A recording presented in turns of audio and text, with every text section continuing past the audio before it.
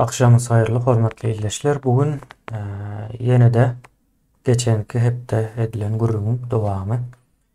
Bugün birazrak soňky döwürlerine geçeriz. Men size ekrana şeýle bir surat getireyim. Bu surat dursun, men surat bilen baglanşdyryp gurrun bermekçide bugünkü emani. İzleşler geçen bir karta görkezdim. Eğer geçenki çıkışı görmedikler var olsa ben geçen hepdeki din varadaki sohbetleri bitse o tayda komentariya nemesinde link vardır. Linkten kartanın suratını görüpler. Bir karta görkezdim o tayda. Şu kartada yani Taberi deyip bir tarihçi diyeli, bir alim diyeli, İslam nemesini 10. asırlarda yaşayan, yani 10'un diýmeli 9-10 diýsek az dogry bor. 2 asyrda, bir asyrın soňundan beýle asyrın başyna çeli ýaşaýarda. Ýaşan bir tarih nemesini ýazypdyr. Şo taýdaky şonuň aýdyşyna göre Türkler bilen Araplaryň arasynda bolan söýüşler. Näçin Türk diýendigime aýdyp berdim. Sebäbi 7-nji asyrlaryň gurrun gidýär. 7-nji asyrlarda Türkmen diýip bir millet ýok. Türkmen diýen millet soňky 11-nji asyrdan başlaýar. Ilkinji gezek Seljuklu tarapyndan ulanylýar. Ýöne ýoş-ýoş ädim. Türkmen diýen bir millete dogry gidilýär. Ýöne ondan Oğuzlar bar, Göktürkler var. Şol geografiýada uly demeler. Soň bir Ahunlar var. Şolar bilen Araplaryň arasyndaky urşy gurrun berýärde 49-50 sany urşy bolupdyr. Şo Taberi ýani İslam çeşmesini hasap edilýän adamyň ýazan tarih kitabynda ýa-da eserinde diýeli şeýlere bir neme geçýär. Soň bu waka bir 300 ýyla ýakyn wagt dowam edýär. Ýani söwüşli, urşly, kanly döwürler Arap imperiýasynyň kanly döwürlerde. Diňe nemeler däldir izleşler, ýani Sasani ýa-da häzirki Eýranlar hem gyrýarlar. Şol geografiýada ýani Orta Aziýada, Eýranda kimler var olsa güýji etse hemmesini kırıp çıkýarlar. Soň Arap imperiýasy öz-özü ýuwaşlyk bilen güýçden gaçýar. Onuň dürli sebäpleri bar güýçden gaçmasyna sebäp. Basyp alan yerlerini taýlap şonuň esasında imperiýany aýakda tutýarlar. Basypalary ýerem galmaýar. Kartadan seretseňiz ol Demirgazyk Afrikadan Nämäçelli, Orta Aziýa, ondan hem ýanky häzirki Türkiýanyň günde orta çäklerine çelli gidýär Araplaryň nemesi. Hemme ýere sömürýär, gyrýar, o taýlaryň asyl guruluşyny bozýar. Şeýdip soň iň soň hem özü ýykyp başlaýar. Soň özü ýyklandan soň meýdan boşaýar. Meýdan boşandan soň haýsy milletler has aktiv, has hereketli diýip sorasaňyz elbetde göçebe milletler. Göçebeler hem kimler? Orta Aziýada Türki milletler. Mesela mysal üçin Gazaklary saýlan Gazaklar İspaniýada ýa-ni Memlük döwletini gurýarlarda. Bunu bilýän köp adam bilmeýär. Memlükleriň aslında Gazak bir hanlygydyny. Gazak hanlygy bu eskerler organizasiýa edilýär. Müsre gidýär, Müsre o taýdan hem İspaniýa geçýär, ýani Andalus diýip bir Andalusiya bolmaly. Şo taýlary çel geçip gidýär. O bärden Orta Aziýada Seljuklu. Indi bular näme üçin beýdýär? Araplardan kalan boş yeri dolduruyorlar. Yani Araplar yıkılandan sonra şu geografiyalar, Arapların basıp olan geografiyaları boşaya. O şu tayları doldurup başlayalar. Yani bu nahil bolýar diýip sorasaňyz, indi doldurma meselesi getirip öz dinini ya ýene bir zatyny ortaga goşanok. Türkleriň dini ýok, inancı bar. O inanca nahil inanç diýip sorasaňyz, gowy ahlakly durmuş ýaşasaň cennete gidýän, bolmasa da ýeriň aşagyna gidýän diýilen bir inanç bar. Yani Tengriizm diýär, gök taňry inancı bar. Dini ýok, yani bunu bir dine baglan oklar. O sen o inanmasaň seni öldürer, inanjak bolsaň şey etmeli, eýtmeli, namaz okamaly, ibadet etmeli, o zatlar ýok. Sebäbi göçebe milletlerde din bolma mümkinçiligi ýok-da, dine baglap bilen ok. Din belli bir dogmalardan emele gelýär. Sen göçebe bolsaň, bir gün o ýerde, bir gün bu ýerde, bir gün soğuk, bir gün aç, bir gün dok, o taýda din bolup bilmeýär. Şonuň üçin hem ýok. Näş suratda görüşüňiz ýaly. 1000-nji ýyla çelli seredim, 11-nji asyr bolýardy. Şo ýere çelli göçeberek bir durmuş ýaşaýandygyny görkezýär. Ondan soň eýýäm 11-nji asyrda Pers Eýran nemesine meňzap başlaýar. Ondan soň Arap bolýar. Bu Türkiýedäki nämäni görkezýär ýöne düşünmek üçin. Gaty o ahmakly elimizdäki bar nemede. Soň bular näme diýär? Araplardan galan yerler musulmanlaşdyrylan ýa-da din nemesine öwrülen. Ýa musulmanlaşdyrylan diýilende de häzirki günümüzdäki islamy bir nämäni gözeňize getirme. O eýlede gaty ýöneki bir görnüşinde de soň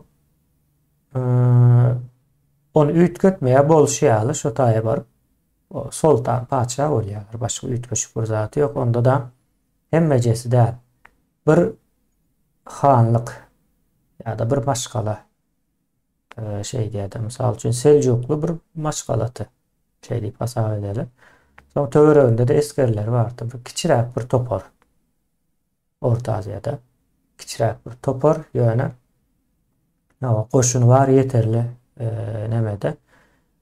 Indi Eýranda da şalyk goşaýa, ýöne şa şol wagtyň özünde Araplaryň dinine garşyrak. Araplaryň dinine demeden o. Soň mollalar Seljuklular bilen alaşyp ýani özüne çekýärdi bir ýakynlyk. Muny pursat bilen Seljuklu maşgalasy göne o men türkmen diýip näme girýär. Soň şo taýda bir söwüşler gazanyp döwlet uglan edilýär-de Seljuklu bolýar. Döwletiň başynda kim bolsa şonuň ady berilýär-de Seljuklu bolýar. Soň bu Seljuklu döwletem bir 100 ýyla da ýetmeýär-de, 100 ýyla ýetmä. Çöküp dargaýar, soň bir bölegi ýa-ni häzirki Türkiýanyň Anadolu diýilen ýerlerine geçýär. Yani Orta Aziýadan çykýar. Orta Aziýadan çykmanyň sebäbi näme diýeli krizisler de durly ýagdaýda krizisler bolýar. Soň iň soňky Mongollaryň basbalçylykly hereketleri amalaşýardy. Şeýle indi soň bunu näme üçin gurulýardy? Bu zat yani Araplardan galan yerleri doldurmak, Araplardan galan yer näme? Padşahlyk, sultanlyk. Biraz hökümdarlyk da hökümdarlyklar doldurmak üçin bir musulman nemesine formasına girmeli de şekline girmeli. Şoňa girmesen yani gol astyndaky milletleri, halkları dolandyryp bilen ok. Salgydalyp bilen ok, ýene şeýle zatlar bar aňyrsynda. Soň şey dip o formadan bu forma girmäne bizim ata-babalarymız gaty ökde. Misal üçin Selçuklu'yny alalyana Selçuklu özüne musulman ıglan etmezden öňürti Cöhüt yani Musevi dinine gaty ýakyndygy görülýär-de. Hatta ýa-ni Seljuk beýleň çağalarynyň ady İsrail. Yani İsrail Arslan da İsrail'in aýtman geçýärler. Tarih kitaplarında okusaňyz ýa-ni ýörüýte üstünden geçýär ýöne. Beýleki çeşmeleri okusaňyz daşar ýurtdaky çeşmeleri dolu bilen ýazy İsrail, Yusuf, Mikail şeýle atlar var. Yani Cöhütlüğü göni bu taýda ine padşahlyk bar diýse taşlap Cöhütlükden çykyp musulmanlygy içýärler-de. Şeýle bir ýagdaý ýa-ni kyn däl. Nirede baş bolup bolýan bolsa tapawudy ýok. Baş boljak ýerim Hristiýan bolsun, musulman bolsun, Cöhüt bolsun, Hindu bolsun, misal üçin Hindistana da gidenler var. Bawurlar diýip geçýär. Şolar şu günlerde ýok ýaly-da. Izi az galdy. Itip barýan nemelerin içinde.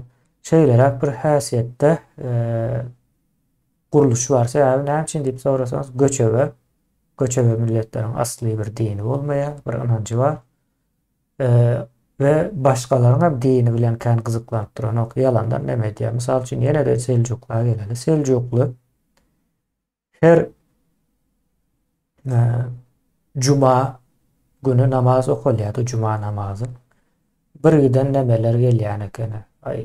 Hanlar ýa-ni tawin olanlar da Seljuklu döwletine tawin olanlar gelýän eken. Soň şu Cuma namazyndan soň onuň bilen görüşýär, bunuň bilen görüşýär. Soň akşamam bir akşam nahary bar. Akşam nahary gelen şol her Cuma günü, her hepden 5-nji günü akşam nahary berilýän eken mehmanlara. Şo taýda da içki içýärler. Bunu ýa-ni Nizam Mülk Siyasatname kitabynda ýazýar. Näde diýip ýazýar? Bunu ine içki içýärler diýip ýazmaýar. Şeýle bolmaly diýär-de düzgün tertibini ýazýar. Bir döwletiň guruluşyna gurulýan berýärler siyasatnamada. Siyasi guruluşyna esasanan. Soň şo taýda ine yarım saat boyunca mehmanlar bilen bilelikde içip biler ýöne yarım saatdan soň soltan turup gitmeli mehmanlaryň arasyndan. Sebäbi serhoş bolup mehmanlar ýa-ni serhoş bolan mehmanlar bolar bolmaz zatlar aýdyp o soltanyň öňünde soň cezalandyrylmasyn diýip şeýle bir düzgün getiripdir. Nizam Mülk öz kitabynda ýazýar.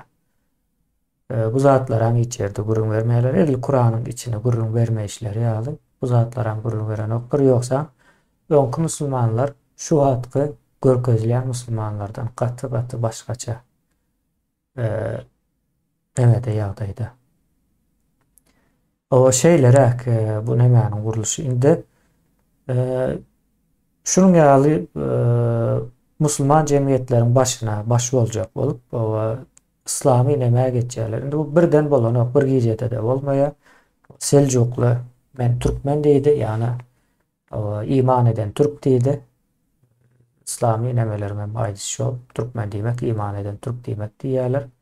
Yani asıl nemesi tartışmalı. Nerede näde çykdy ýöne şu wagtky tarap tutýan tarap islamy agyrlyk bolan üçin o şeýle nemede belki aňyrsyna başga zatlaram çykmagy mümkin. Ýöne şu wagt görülýän zat şol. Şeýle indi soň biz hemmemiz Türkmen bolup kaçan çykdyk diýip sorasaňyz bu gaty köne wagtlarda hatta uzun edip alaly bunu 7-nji asyrda başlaýar Araplaryň gelişi, gyrgynçylygy. Soň 7-nji asyrdan 11-nji asyra çelli Araplar ýa-ni Arap nemeli Fars esaslı İslam nemesi dolandyrýar şu taraplar. Soň bular ýyklandan soň bizimkiler geçýär bu gezek boş meýdany boş görüp doldurýarlar. Soň bu şu nemeden soň ýa-ni siyasi retorikde dowam edýär, İslamlaşma. Ondan hem kılıç bilen Kılıç bilen bolan oldu bolmadı yine de. Ee, ve Araplara ullakan bir İslamlaştırıcı bolup gören ok. Näçe diýip sorasaňyz, şu döwrüň islamy häzir islam bilen deň däl. İslam ýaýratmaly ýene näme? Ýa-ni din formasynda da däl ýa günümüzdäki ýaly. Bir siyasi bir nemete. Yani Arap tire taýpalaryny bir araya getirip başka milletleri, devletleri yıkıp talamagyň bir nemesidir. İslam diýmek boyun eýdirmek. Yani başkaları boyun eğdirmek aslında. Müslüman diýmek boyun eğen diýmek. Meseledin. Ama boyun eğmek, son boyun eğen. Sen gelýän boyun eğen bolýan Müslüman bolan wagtda. Şeylerek yoksa ilk Arap imperiyasının arasında İslam'ın nemeleri kän görülen ok. Ne din barada, ne peygamber barada gurrun gitmeýän eken, soňa waka çykyp başlaýar. Son 11-nji asyrdan ýuwaş günümüze ýene de dürli basyşlar ýa-da pursatlar, peýdalar, behbitler hemmesi garşyk bir arada.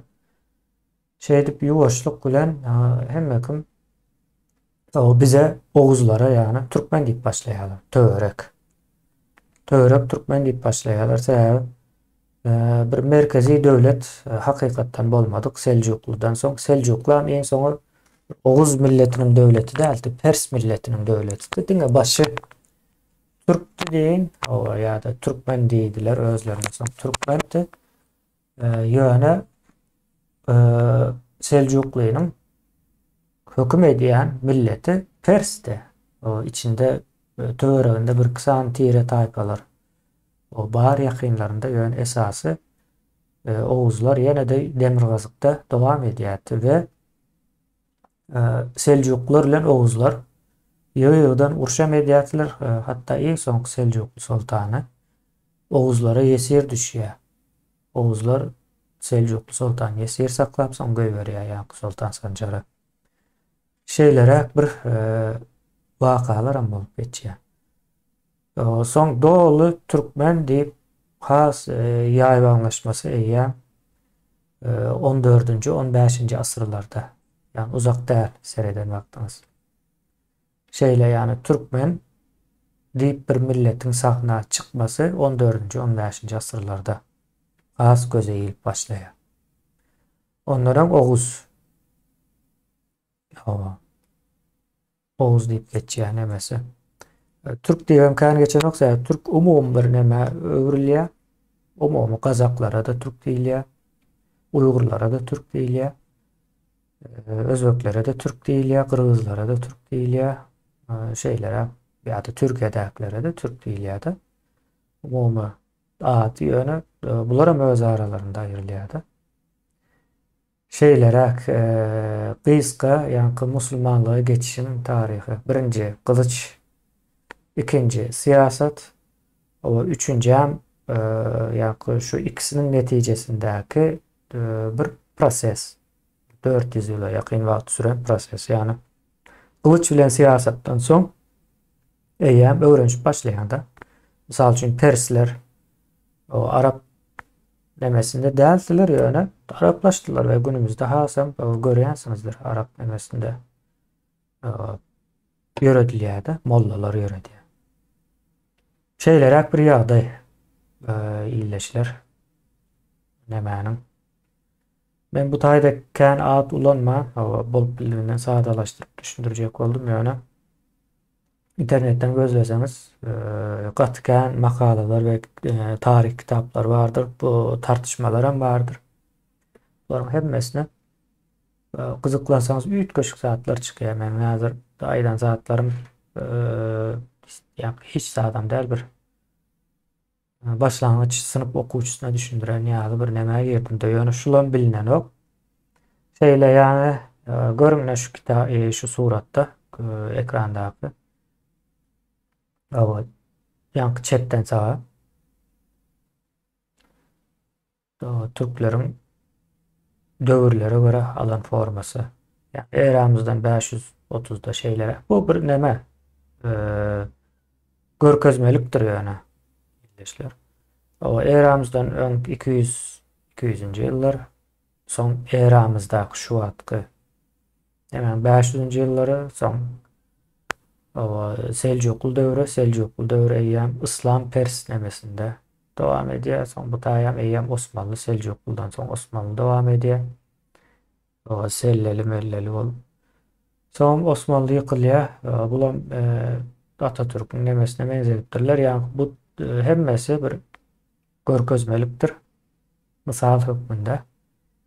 Yani şeydip dövre göre Türklerin formasının üyütkömesi diyeyin yani. Şeylere iyleşler, eğer soruңuz yine bir zatınız bolsa kommentariyalara da yazıp bilersiniz. Indi kepde birazrak başkaçarak temalarına geçeriz. İslam'ın o kökü nereden geliyor? Şimdi ben bu tayda bir arasında şu nemani koşayın dedim ya, biz ne Müslüman olduk meselesine. Yani bize görkezleyen, öğretilen zatlar doğru değil. Hatta şuna benzetbilirsiniz. Orslar yine meyletin biz Orsların hatarına koşulduk. Ya da Orslarla birleştik diyilen yani kutlamalar ediliyatı. Yani tarihe seyretseniz Orsların öz yazan kitaplar hatta seyretseniz 1800 yılların ortasından başlayıp 1938 yılı çelli kanlı uçlar devam ettir. O basmaçı hareketi yine näme 2. Cihan uruşuna çelli devam ediyordu. Orslarla bolan uruş. Yani 100 yıla yakın bir uruş ediliyor ýaly edip görkezip onun yerine de biz meýletin birleşipdir Orslarla diýilýär. Edil şol hekaýa İslam bilen hem gaty bağlanşykly sebäbi Araplar 300 yıl kılıç sallaýarlar.